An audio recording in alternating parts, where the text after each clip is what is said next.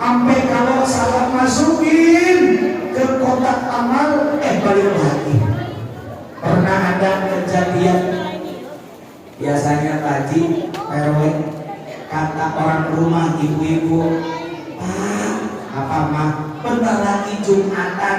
Iya mah, nih mama siapin ya baju pokoknya, sarungnya, pensinya. Iya, nih mama masukin ya, yang kanan 50.000 buat beli rokok, yang sebelah kiri 5.000 pangkatan, yang kiri buat sedekah. Berapa biasanya? Terlalu amat 500, 5.000 kan minimal. Nah, giliran sholat Jumatan sambil menunggu azan, biasanya suka sambil sholawatan, sambil kadang-kadang di antara bapak-bapak itu jadikan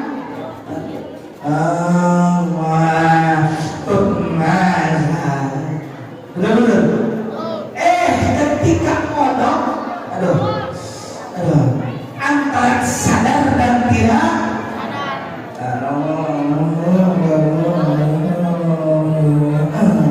masukin ke kotak trowol, kotak amal, kira-kira salah atau benar yang dikeluarin?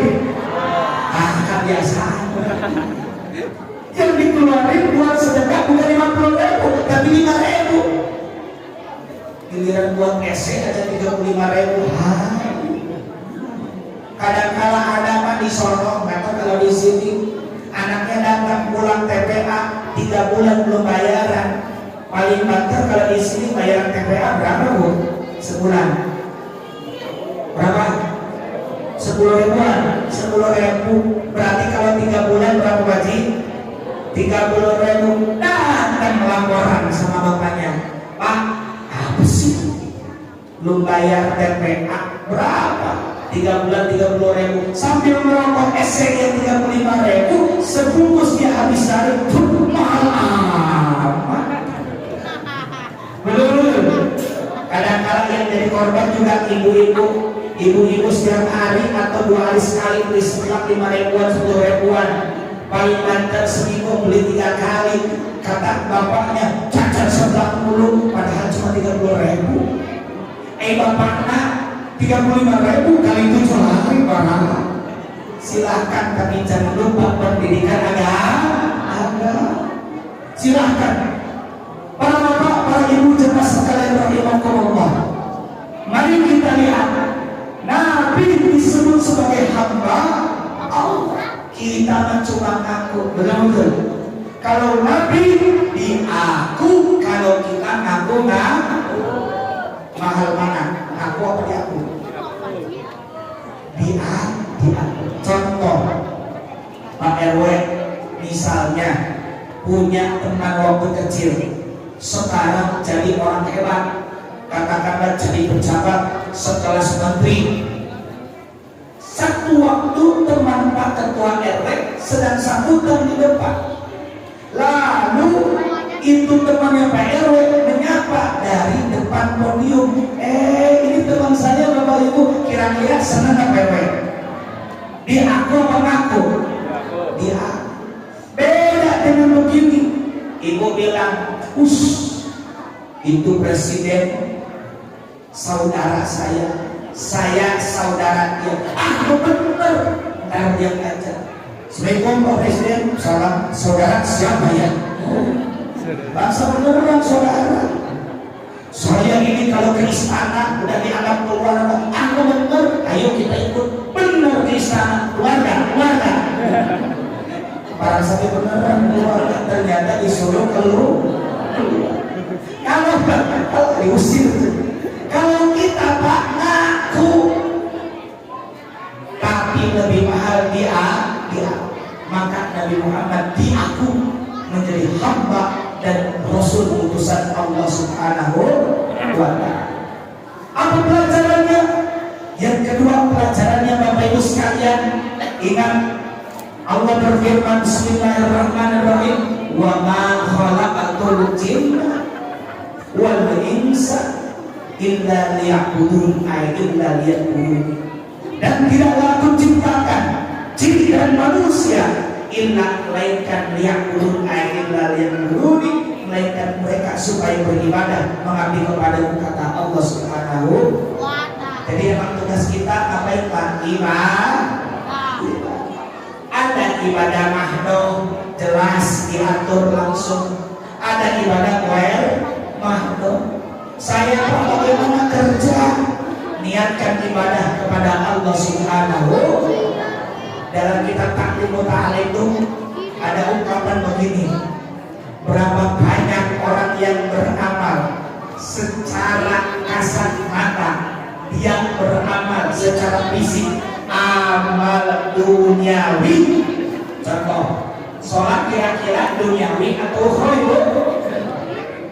Nah, sholat itu amal duniawi atau ukhrawi? Duniawi atau ukhrawi itu? Duniawi atau ukhrawi? Duniawi.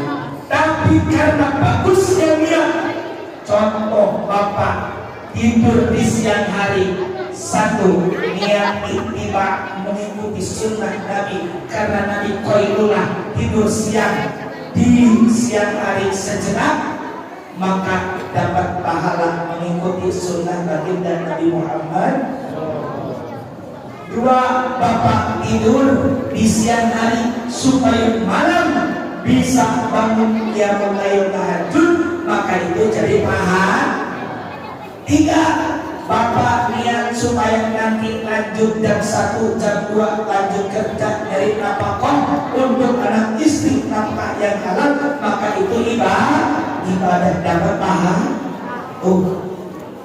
Tapi tidak sedikit orang yang beramal secara kasat mata, amalnya amal akhirat, tapi karena buruknya niat, contoh sedekah, tapi tujuannya supaya dipuji oleh orang, maka ini riya, berarti kira-kira dapat pahala atau enggak? Maka Pak, yuk kita sebagai hamba Allah, walaupun baru mengaku-ngaku saja, yuk kita sama-sama beribadah karena dan kepada Allah Subhanahu wa ta'ala. Bi'abdi lailan, di malam hari.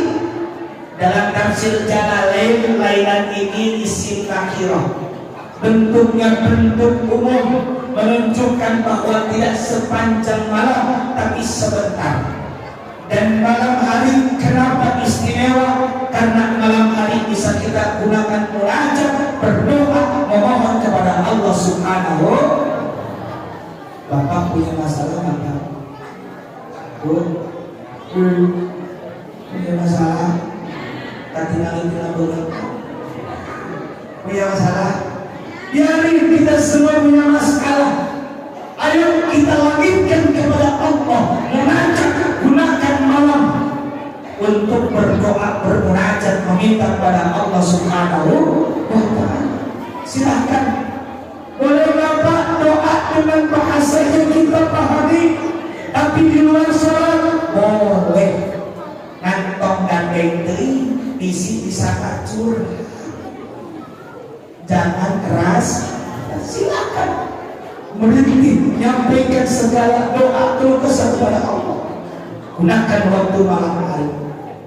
Wa minal laili fatahajjat bihi nafilatan lak asa ayyab'ataka rabbuka maqaman mahmuda. Sallallahu alaihi wal ma'na Allah ala bimuradi. Wa minal laili, dan di atas sebagian malam. Ini biasanya tengah malam ke sono sampai sebelum datangnya waktu fajar.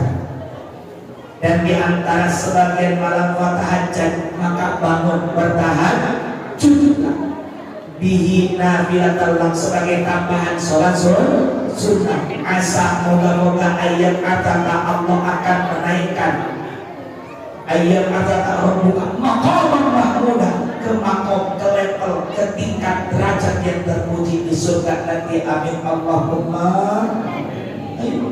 Ayo malam tuh takjub.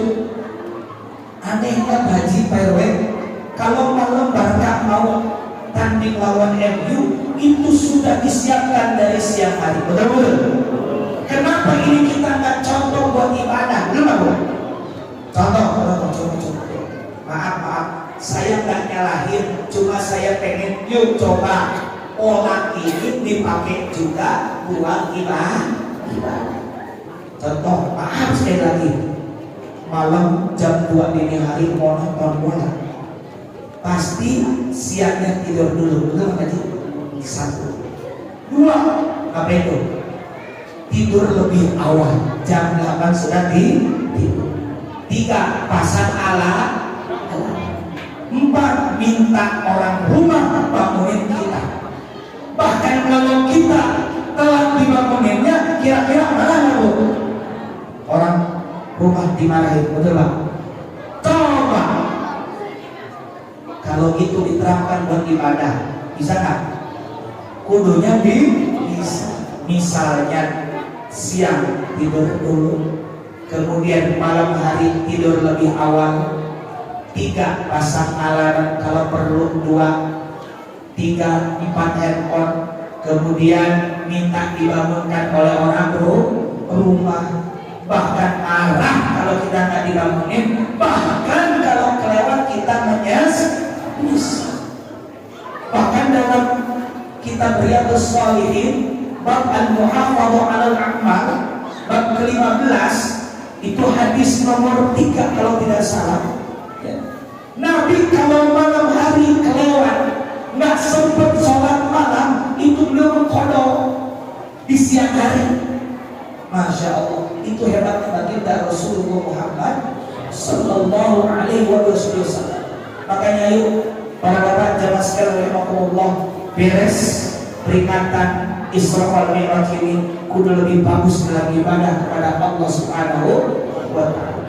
Minal Masjidil Haram ila Masjidil Aqsa, dari masjid ke masjid. Masjidil Haram di mana Pak?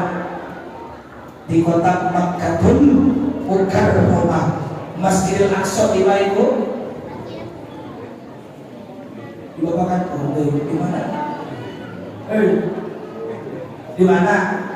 Awas ngomong jalan Riau, jalan Sambung. Di mana Pak Haji? Pulau Gelis. Di Madinah, di Palestina. Coba cek dengan Google Map, jaraknya hampir 1.500 sekali jalan dari kota Makkah, Masjidil Haram di Makkah ke Palestina. Masjid Al-Aqsa di Palestina lebih kurang 1.460-an, hampir 1.500 km. Cek aja kalau pakai kendaraan darat itu hampir 17 jam. Perjalanan jalan kaki nggak berhenti itu lebih kurang 40 hari 40 malam. Leblok. Makanya wajar secara logika orang saat itu kalau mengandalkan logika, kelompok pertama tadi yang tidak beriman pasti menolak, betul. Tapi ingat, peristiwa Isra wal Mi'raj itu bukan dicerna oleh akal, tapi oleh hati. Pak, ada orang yang bilang begini, peristiwa Isra wal Mi'raj itu irasional. Bukan irasional, tapi suprarasional. Tidak bisa dipahami dengan akal manusia pada umumnya. Tapi Isra wal Mi'raj kudu dipahami dengan iman, dengan hatimu berani, dengan akidah keyakinan yang benar kepada Allah Subhanahu minal masjid ilal masjid. Maka pelajarannya jangan lupa dari masjid ke masjid, jangan jauh dari masjid. Mohon maaf, mohon izin dengan sangat Bapak Ibu, kita kalau di masjid tiba-tiba satu waktu kita nggak ke masjid, Haji PW ditanyain nggak? Ditaruh ke Pak, taruh ke Pak Ahmad kan ada biasa hadir 5 waktu berjamaah. Kalau tidak hadir karena sakit, biasanya Pak Ibu ditengok minimal tidur. Bener-bener ketika meninggal, berbondong-bondong orang mengirim mengiringi, mendoakan, mensolati, ikut menguburkan. Betul-betul. Maaf dengan sabar. Inna lillahi wa inna ilaihi raji'un.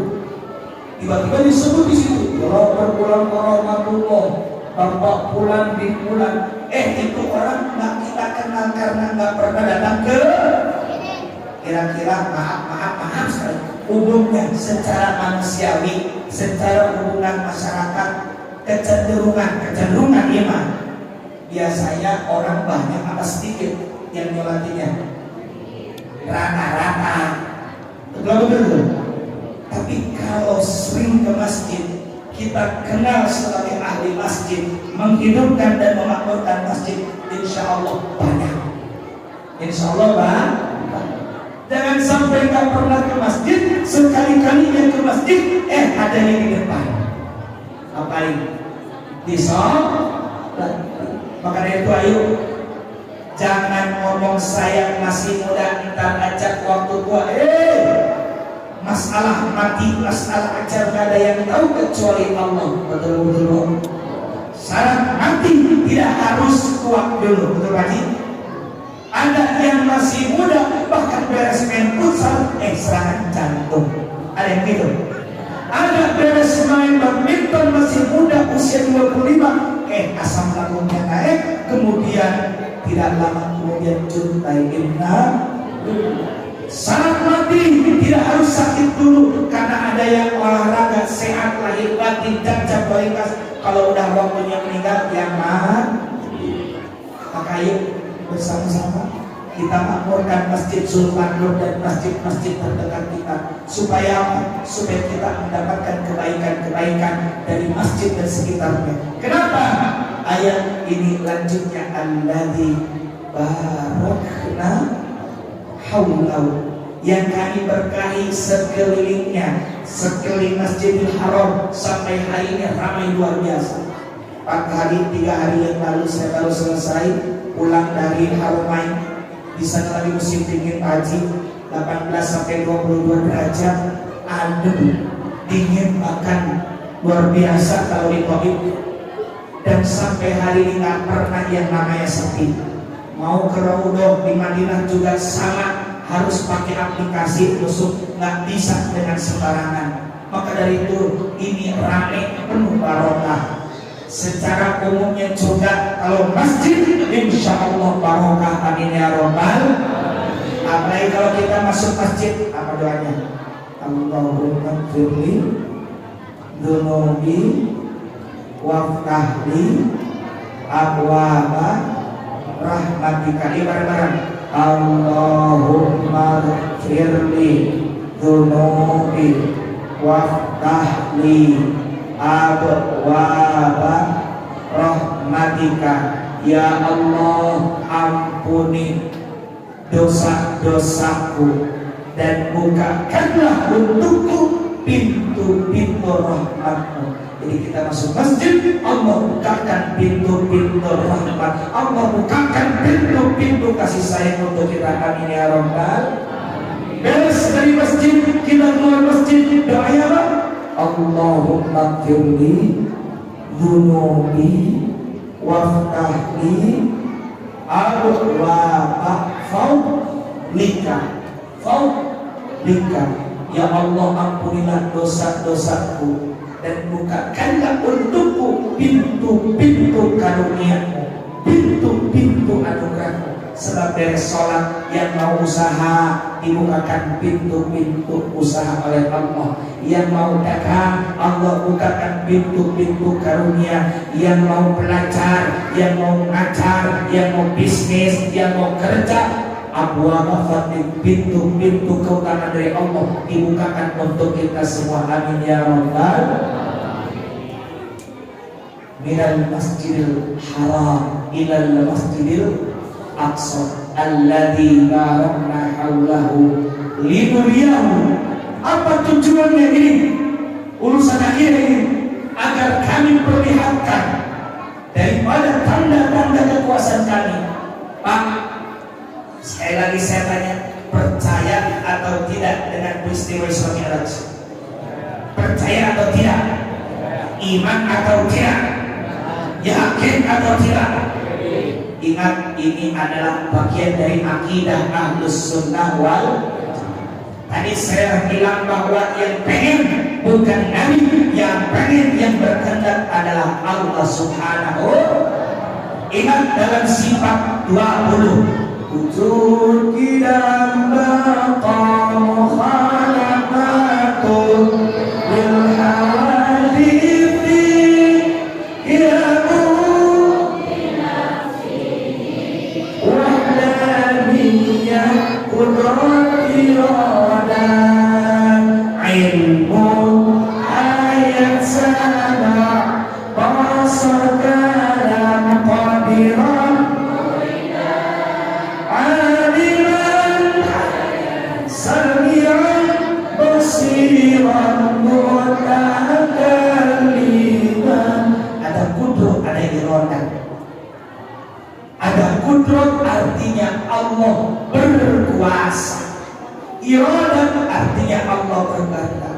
Contoh yang gampang, apa? Kepala negara kita, dia berkuasa semua wilayah hukum yang ada di Indonesia, termasuk babakan. Dia mungkin kudrat, tapi masalahnya belum tentu dia iradah berkehendak ke tempat ini. Betul-betul.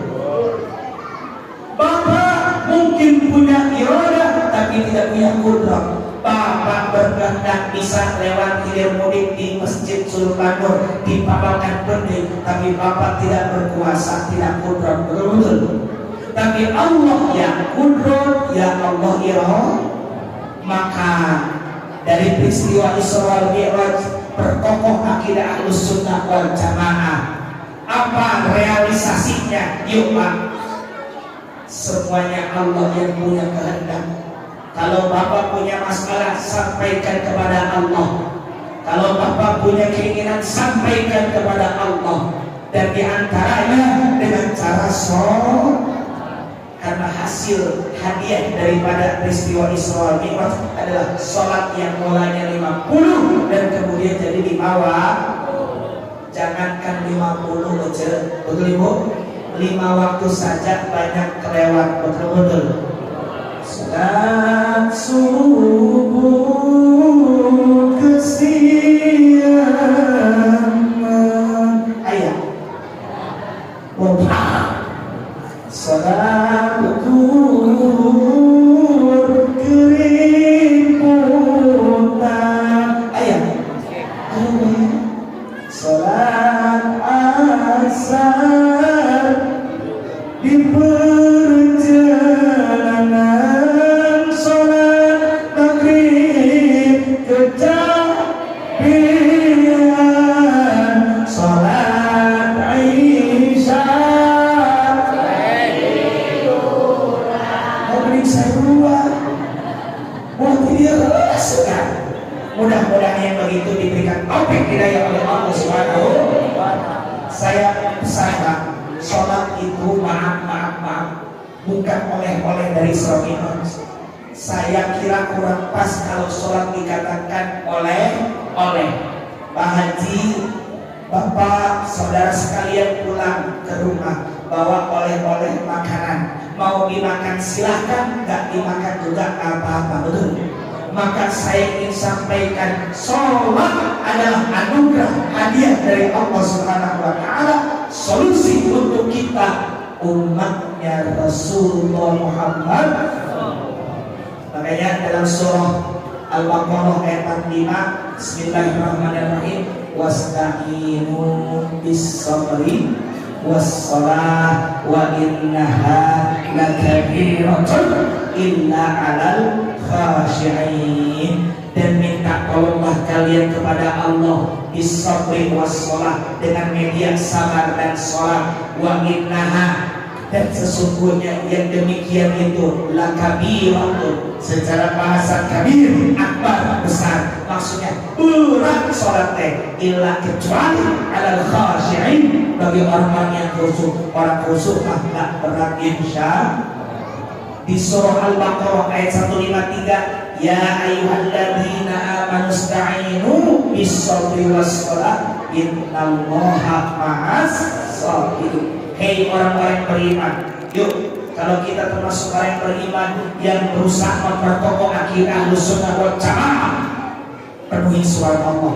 Apa kata Allah di ayat 153 Al-Baqarah ini? Hei orang-orang beriman, ista'inu, minta tolonglah kalian kepada Allah. Jadi kalau kita tolong siapa? Kepada Allah. Dengan cara apa? Sabar dan sholat. Innallaha, sesungguhnya Allah ma'as sabirin, bersama orang-orang yang sabar. Karena dari itu, ayo melalui peringatan Isra wal Mi'raj ini, kokohkan akidah Ahlussunnah wal Jamaah, kokohkan keyakinan kita kepada Allah Subhanahu wa ta'ala. Kalau orang yang sholat, maka dia tidak akan pernah bingung dengan masalah. Dia akan selalu kembalikan kepada Allah dengan takbiratul ihram, Allahu Akbar, artinya Allah Maha besar. Dia tidak akan berkata ya Allah masalah besar, tapi dia akan berkata hei masalah sebesar apapun kamu, ada Allah yang Maha besar. Semoga Allah Ta'ala kuatkan iman Islam kita, kuatkan akidah Ahlussunnah wal Jamaah, wabil khusus di sekitaran Babakan Bende Jamaah Masjid Zulmanun, dan kita semua pada waktu nanti Bapak Ibu sekalian Allah obatkan dalam keadaan husnul khatimah. Amin ya Allah ya Rabbal alamin. Ini saja yang bisa kami sampaikan. Pak RW, Pak DKM, semoga ada manfaat dan barokahnya. Saninten buah saninten ayana di Parapatan. Cakep betul. Saninten buah saninten ayana di Parapatan. Hapunten abdi hapunten di sebelah Kalapatan. Wallahul muwaffiq ila aqwamit thariq. Wassalamualaikum warahmatullahi wabarakatuh.